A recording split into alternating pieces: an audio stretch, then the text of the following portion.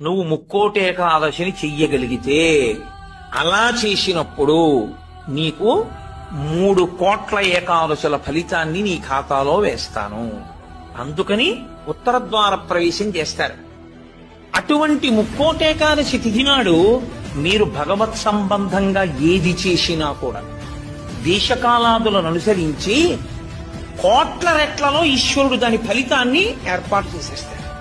మీరు ఒక తులసి దళం పట్టుకొచ్చి శ్రీ మహావిష్ణువుకి ఇచ్చారనుకోండి, మీరు 3 కోట్ల తులసి దళాలు పట్టుకొస్తే ఏ ఫలితమో ఆ ఫలితం ఇస్తారు. 3 కోట్ల ఏకాదశుల్లో 3 కోట్ల తులసి దళాలు పట్టుకొచ్చి ఇచ్చిన ఫలితం.